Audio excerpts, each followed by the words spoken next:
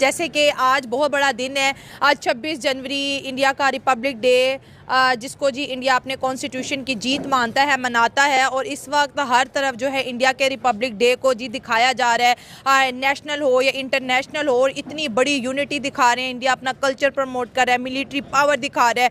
क्या कहेंगे, in constitution को अगर हमने जीते जागते देखा है ना, और कॉन्स्टिट्यूशन को जिस तरह से इंडियन फॉलो कर रहे हैं, तो आज के दिन से अंदाज़ा हो जाता है वो कितने ज़्यादा खुश हैं कि हमारे मुल्क के अंदर आज 26 जनवरी को हमें अपना पहला कॉन्स्टिट्यूशन मिला था। भारत के यौम जमहूरिया पर कंट्रोल लाइन के दोनों तरफ और दुनिया भर में मुकीम कश्मीरी यौम सियाह मना रहे हैं। मकबूजा कश्मीर में मुकम्मल हड़ताल है। हुकूमत ने यूक्रेन की तरक्याती इमदाद रोक दी है। दीगर मुल्कों के लिए अमरीकी इमदाद भी 90 रोज तक रोक दी गई है। फैसले से यूक्रेन की फौजी इमदाद मुतासर नहीं होगी। अब दूसरी तरफ मैं मेन मुद्दे पे आना चाहता हूं कि भारत की डिप्लोमेसी के बारे में मैंने अगले दिन बल्कि कहा कि मैंने उसका कंपैरिजन तो नहीं बनता, अफसोस तो होता है। मेरे जैसा बंदा देखता है कि यार देखो भारत अपने डिप्लोमेसी के इतने पीक पे जा रहा है। हम वही कौमें रिपब्लिक डे बनाती है जिनके कोई आइन हो, जिनको मंशूर हो। मेरा ख्याल है पूरी दुनिया में इस टाइम चाहे दिवाली हो, चाहे कोई भी त्यौहार हो ना, वो अब इंडिया के ही सारे सामने आ रहे हैं।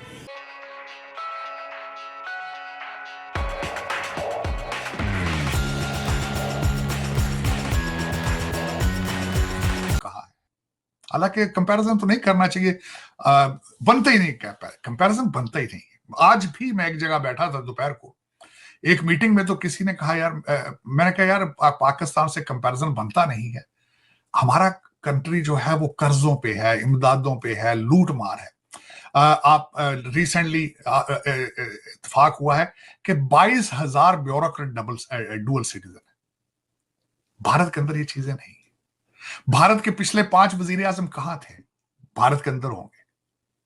पिछले 5 चीफ जस्टिस कहां होंगे? भारत के अंदर होंगे। मिलिट्री चीफ पिछले 5, वो सारे भारत के अंदर होंगे। हमारे सिटिंग जो है वो पाकिस्तान के अंदर नहीं है। मैं इस वक्त बता सकता हूं कि आपके कितने जजेस, चीफ सुप्रीम कोर्ट के जजेस के इनके बच्चे कहां हैं? They are not in Pakistan, they are not in Pakistan. आपके सर्विंग कई जर्नैलों के बच्चे वहां पाकिस्तान में नहीं। तो आप किन लोगों की बातें करती हैं?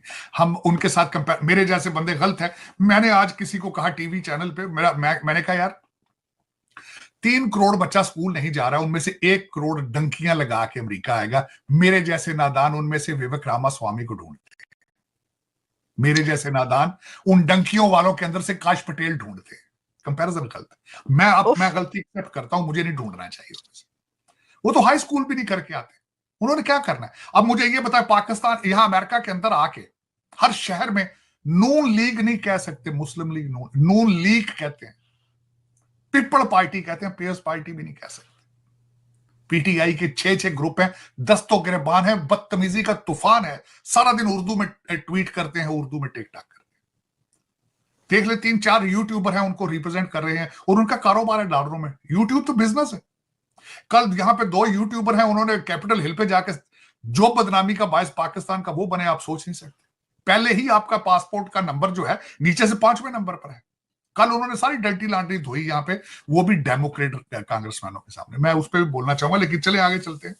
उस रोटंडा के अंदर जो वॉशिंगटन डीसी में जहां इनॉग्रेशन हुई, उसको मैंने बड़ा उसका एनालाइज करने की कोशिश की कि यहां पे भारत इतना उसका इन्फ्लुएंस है कि डोनाल्ड ट्रंप साहब के पीछे जो सीटें थी, दे आर वेरी वैल्यूएबल सीटें थी, बहुत वैल्यूएबल सीटें। उसमें उषा वैंस को देखा है तो वो भी जेडी वैंस के साथ बैठी, किस वजह से? आईवी लीग लॉ स्कूलों से पढ़ी है। फिर जो सुप्रीम कोर्ट का जज वहां पे उसका ओथ लेने के लिए आया था, वो उसी की क्लर्क रह चुकी है। उषा के पीछे भी स्ट्रेंथ उसकी एजुकेशन। उससे पीछे चले, सुंदर पिचाई देखें, उसके पीछे विवेक रामास्वामी देखें। विवेक रामास्वामी बायोमेडिसिन पढ़ के आया, तो लॉ स्कूल में जब गया उस वक्त भी उसके पास 1 मिलियन से ज्यादा थी, अभी अंडर ग्रेड था। जब लॉ स्कूल ग्रेजुएट किया, his net worth was $11 million. उसका वालिद यहां पीएचडी करने आया था, डंकी लगा कर नहीं आया था। उसके बाद मैंने देखा विवेक रामास्वामी, काश पटेल को देखा, ब्रुकलिन के उसके माँ बाप आए यहां पे ब्रुकलिन से। फिर उसके बाद आप देखें यहां पे हरमीत ढिल्लों को देखें, उसके बाद बेशुमार लोग हैं उसमें। सामने जो पहली कुर्सी थी सामने, डॉक्टर जयशंकर, फॉरेन ऑफिस को ज्वाइन किया 1977 में, 48 इयर्स अपनी जेब में डाल के फिर रहे, डिप्लोमेसी का एक्सपीरियंस। आपको अपने फॉरेन ऑफिस का पता है, फॉरेन मिनिस्टर का पता है, उसकी क्वालिफिकेशन इसाकदार है ना सर, पता नहीं इसाकदार है sir. 77 years of experience of diplomacy. दूसरी तरफ हमारे फॉरेन मिनिस्टर की क्वालिफिकेशन है कि वो वजीर आजम के समधी, उनके पास ये कंपैरिजन आप खुद कर लें कि आप तरक्की करेंगे, करनी चाहिए, क्यों करेंगे आप, ये क्वेश्चन है।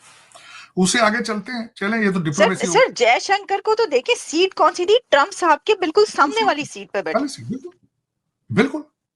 और सबसे बड़ी उसमें छोड़े, आगे चलें, बल्कि प्रेस कॉन्फ्रेंस उनकी, मैंने तो एक लफ्ज मुझे अभी जबानी याद है, मैं कोई रिटन चीजें नहीं पढ़ रहा हूं क्योंकि मेरा ये शौक भी है, मैं देखता हूं मुझे कि दुनिया में हो क्या रहा है, this is my subject matter, मैं वकील हूं। उन्होंने पहली मार्को रूबियो ओथ ली, तो पहली मुलाकात वो भी डॉक्टर जयशंकर से, और उसमें बायलैटरल बातें भी हुई हैं, क्वाड के बारे में भी बातें हुई। इस एक सिंगल ट्रिप के अंदर जो डॉक्टर जयशंकर साहब यहां से जो अचीव करके गए हैं, मैं वो आपको अर्ज करना चाह रहा था।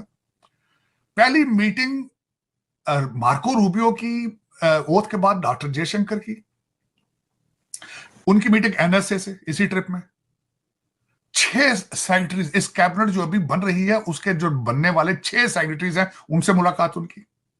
और किसी मुल्क की तो क्रिसमस आ रही है, ठीक है, या हमारी तो ईदों का तो पता भी नहीं चलता कब आती हैं तो कब चली जाती हैं।